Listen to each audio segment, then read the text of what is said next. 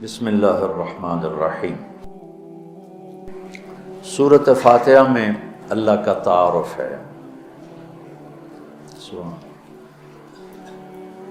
اللہ تو کہہ رہا ہے میں مہربان ہوں، میں رحیم ہوں، میں پالنے والا ہوں، محبت کرنے والا ہوں، اور ہم نے اللہ سے ڈرا ڈرا ڈرا کے لوگوں کو ویسے ہی بددل کر دیا ہے، مایوس کر دیا ہے اور خوف زدہ کر دیا ہے۔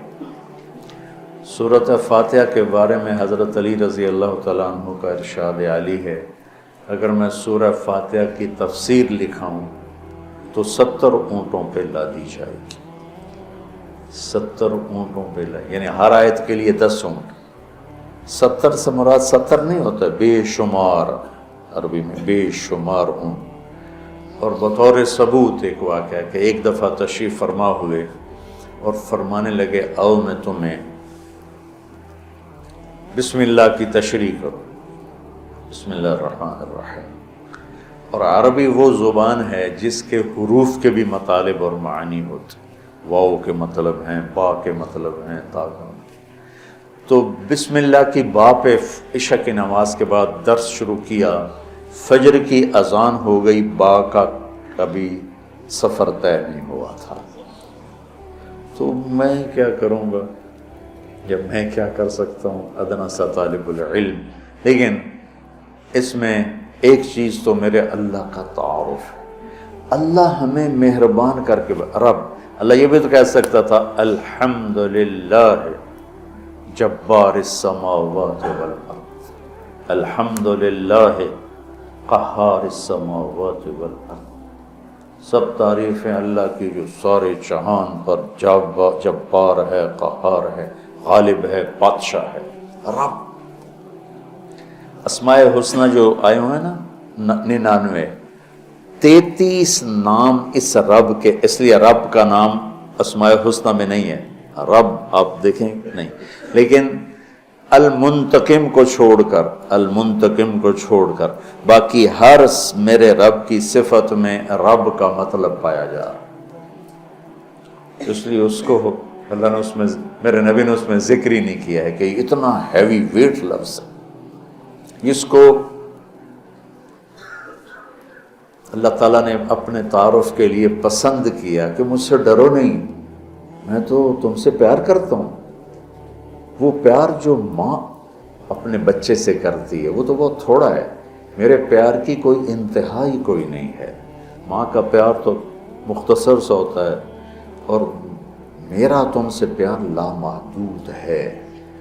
پہلا تعارف یہ ہے کہ وہ بہت مہربان، پالنے والے کے ساتھ ہے کہ حاکم ہے، بادشاہ ہے، رب بادشاہ کو کہتے۔ انہ ربی احسن مثوایا، یوسف علیہ السلام، انہوں نے عزیز مصر کو کہا انہ ربی، وہ میرا بادشاہ ہے، اور اس نے مجھے یہاں بہت اچھا رکھا ہے، میں خیانت نہیں کر سکتا۔ بادشاہ، مہربان، رحیم، پالنے والا۔ اور قرآن کو ختم کیا قل اعوذ برب الناس، رب سے شروع کر کے رب پہ جا کے ختم کیا۔ آخر میں پھر یقین دلایا کہ میں تم سے بہت پیار کرتا ہوں، جو کچھ کہوں گا تمہاری محبت میں کہوں گا۔ اب گھروں میں نہیں دیکھتے، ماں کہتی بیٹا ناشتہ کرو، چھوٹے بچے میں نے نہیں کرنا، وہ بٹھا کے اس کے منہ میں زبردستی ڈال رہی ہوتی، وہ کہتے ہیں کیا مصیبت ہے میرے لیے، وہ اس کو کھلا رہی۔ تو میرا رب جب ماؤں سے زیادہ پیار کرنے والا ہے تو وہ کہہ رہا میں اس میں جو کچھ کہوں گا نا وہ تمہاری محبت اور شفقت میں کہوں گا، اور جس چیز سے روکوں گا نا تمہاری محبت اور شفقت میں روکوں گا۔ جیسے بچے رو رو کے ہلکان ہو جاتے ہیں، مشورت کیا، کوئی میری ضد تھی، میری وہ پوری نہیں ہو رہی تھی، میں رو میری 5-6 سالوں میں برا حال ہو گیا، کوئی بھی نہیں میری سن۔ آخر میں کیا، دیکھو تم نے مجھے کیا بات جلے، میں کہ ہن میں رو کے تھک گیا، ہن تو میری گل منو۔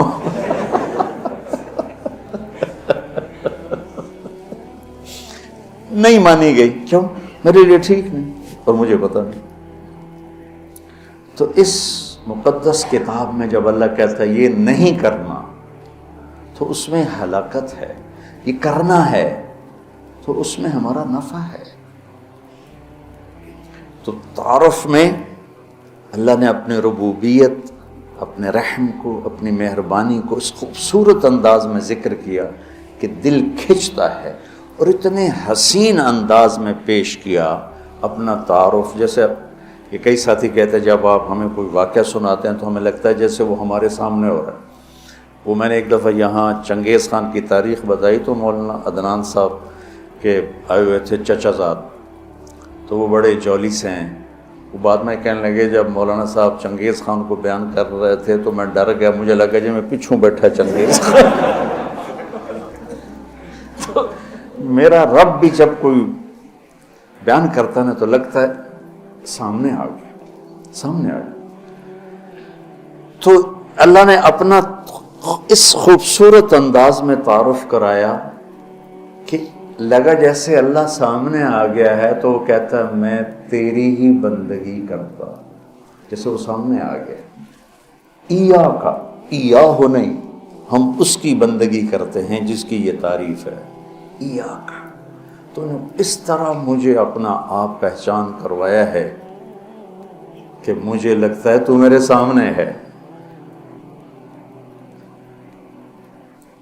کبھی اے حقیقت منتظر نظرا لباس مجاز میں، کہ ہزاروں سجدے تڑپ رہے ہیں میری جبین نیاز میں۔ آئے آئے۔ تو مالک یوم الدین تک یوں لگتا ہے جیسے اللہ سامنے آ گیا، وہ کہتا ایاک، جب تیرے جیسا شہنشاہ ہو تو میں کسی اور کی بندگی کیسے کر سکتا ہوں؟ جب تیرے جیسا شہنشاہ ہو تو میں تیرے سوا مدد کے لیے اور کس کو پکار سکتا ہوں؟ مدد صرف اللہ سے مانگی جاتی اور کسی سے نہیں۔ ایک آپس میں ایک دوسرے کی مدد کرنا، مدد مانگنا،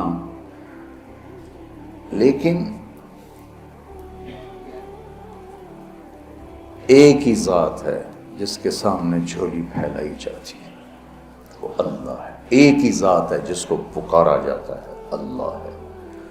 ایاک نستعین، تیری تجھ سے مانگوں گا اور کس سے مانگوں گا؟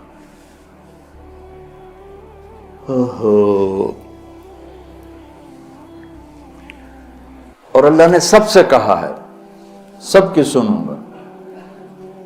ہمارا جی حالت ہے نا، وہ جی ساڈی سندا نہیں تہاڈی موڑدا نہیں۔ ارے بھائی بے نیاز ہے اور مہربان ہے، جس کی چاہے موڑ دے، اس میں کیا؟ تم مانگنے والے بنو، وہ دینے والا ہے، لیکن پکارو اسی کو۔ وَإِذَا سَأَلْتَ فَاسْأَلِ اللَّهَ وَإِذَا اسْتَعَنْتَ فَاسْتَعِنْ بِاللَّهِ۔ جب مانگنا ہو اللہ سے مانگ، اور جب مدد کے لیے پکارنا ہو تو صرف اللہ کو پکار، اللہ کے سوا کوئی مدد کرنے کے قابل نہیں۔ ایاک نعبد و ایاک نستعین۔ مجھے یاد آ گیا، پڑھا تھا کہیں کہ ساری آسمانی کتابوں کا خلاصہ ہے قرآن، اور قرآن کا خلاصہ ہے سورۃ بقرہ، اور سورہ بقرہ کا خلاصہ ہے سورہ فاتحہ، اور سورہ فاتحہ کا خلاصہ ہے ایاک نعبد و ایاک نستعین، ایاک نعبد و ایاک نستعین۔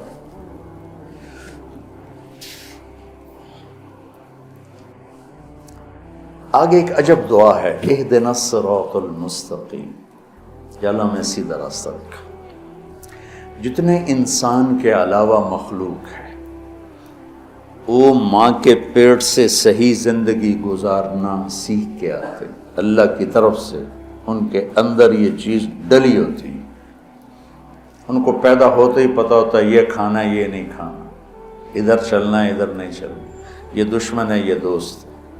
آج پہلے دن چوہا اپنی بل سے نکلا، اپنی کھڈ سے نکلا، سامنے بلی دیکھی، بھاگ کے واپس آیا۔ اس کو اماں نے تو نہیں بتایا تھا کہ بلی تینوں کھا جائے گی،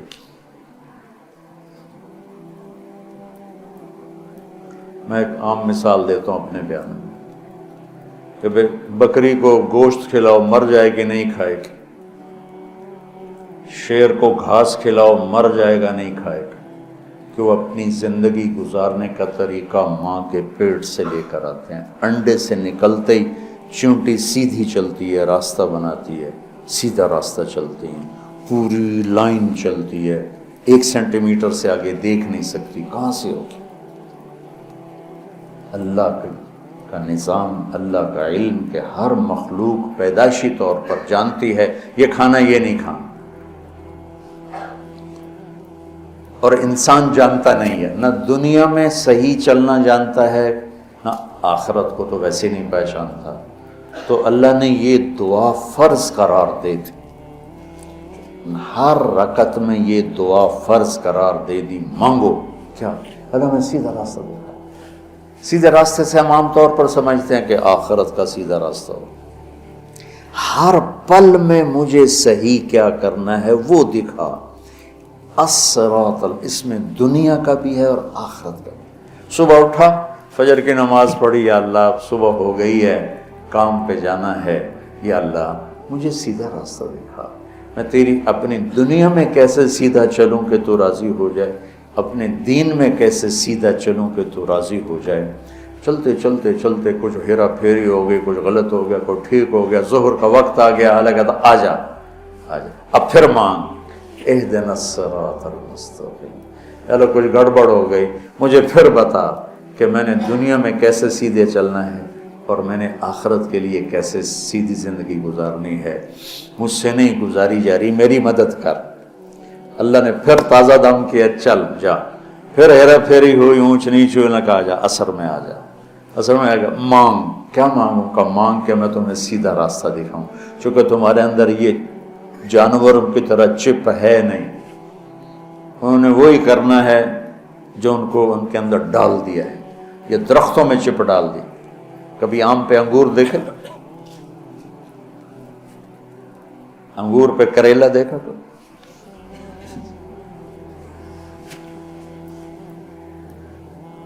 کبھی شیشم پہ پھل دیکھا، اندر میں ڈال دیا گیا ہے، تجھے پھل دینا ہے، کون سا دینا ہے، کس موسم میں دینا ہے، کس رنگ میں دینا ہے، کس ذائقے میں دینا ہے، کس خوشبو میں دینا ہے، کس تاثیر میں دینا ہے۔ تو ہمیں اس میں اللہ تعالیٰ نے دونوں تاریں ڈال دی ہیں، اچھائی برائی، تو لگا آؤ پھر مانگو، عصر میں پھر مانگو، پھر جائے کو اونچ نیچ ہوئی، آ جا مغرب میں پھر مانگ۔ وہ کتنا مہربان ہے، آ جا مانگ یا اللہ، پھر گڑبڑ ہو گئی، پھر دکھا راستہ، پھر کہا چلو عشاء ہوگی آ جا۔ اب حالانکہ اب تو نے سو جانا ہے، لیکن سو رات میں کتنی برائیاں ہوتی ہیں، سب سے زیادہ برائیاں تو رات کو ہوتی ہیں، تو آ جا پھر مانگ کہ میں تیری رات صحیح گزروا دوں، تیرا ہر پل صحیح گزروا دوں، اور پھر آخرت کا راستہ بھی تجھے صحیح دکھا دوں۔ یہ اہدنا الصراط المستقیم، ہر پل میں سیدھے راستے کو مانگنا ہے، ہر پل میں سیدھے راستے کو مانگنا ہے۔ اور صراط چوڑے راستے کو کہتے ہیں، مستقیم سیدھے راستے کو کہتے ہیں۔ یہ ہمارا موٹر وے بن گیا ہے ہمارے گھر تک، تو اب ہم نے وہ پینسرے جاؤ، گوجرے جاؤ، ٹوبے جاؤ، رجانے جاؤ، پیر محل جاؤ، سندیلیاں لے جاؤ، عبدالحکیم جاؤ، دھکے کھاندے کھاندے گھر جاؤ۔ وہ چھوڑ کے ہم 1.5 گھنٹے میں یہاں سے، پہلے 3.5 گھنٹے لگتے تھے، ہم 1.25 گھنٹے 1.5 گھنٹے میں گھر پہنچ جاتے ہیں۔ یہ صراط اور غیر صراط کا فرق ہے کہ آدمی جب راستے کا چناؤ کرتا ہے تو کہتا ہے میں راستہ سیدھا، راستہ کھلا بھی ہو چوڑا بھی ہو، کھلا بھی ہو چوڑا بھی ہو، تو اللہ کہتا ہے میں قربان جاؤں۔ اور اللہ ہمیں کیا کہ او میرا بندہ اے مانگ، میں تینوں موٹر وے تے چڑھاواں۔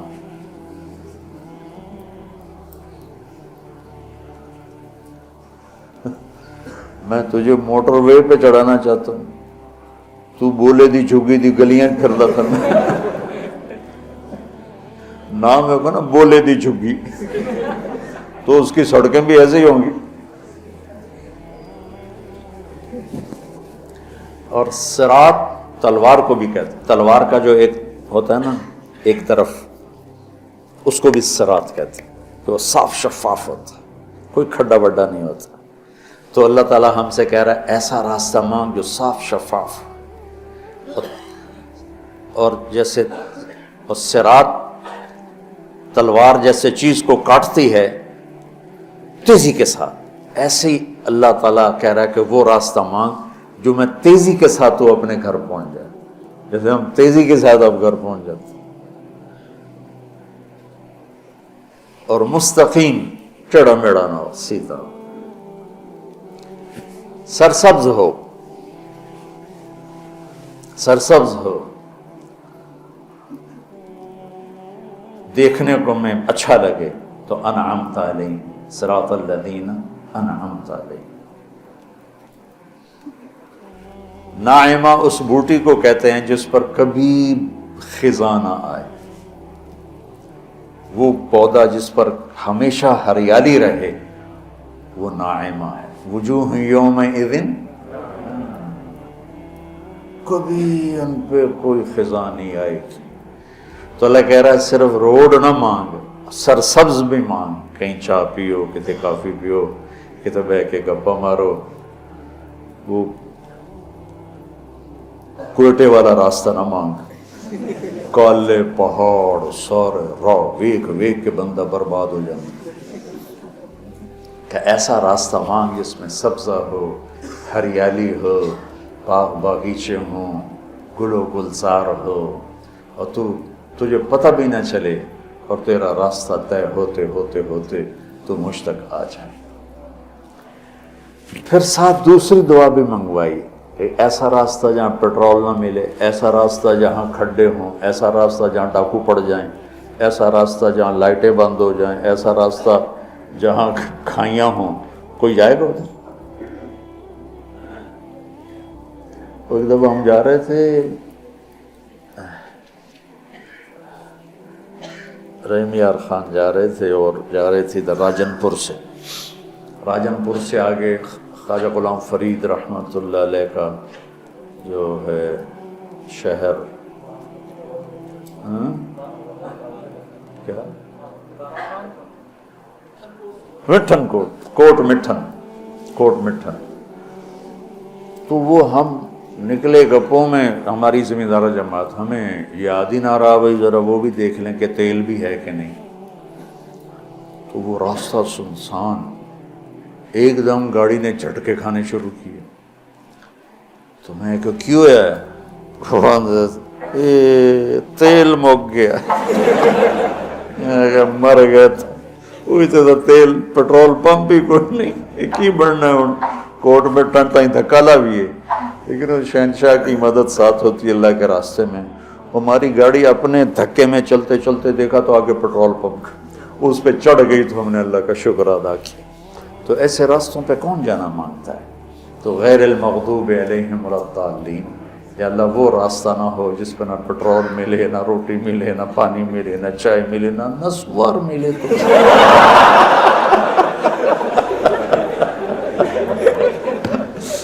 چلو آج سورۃ فاتحہ کافی.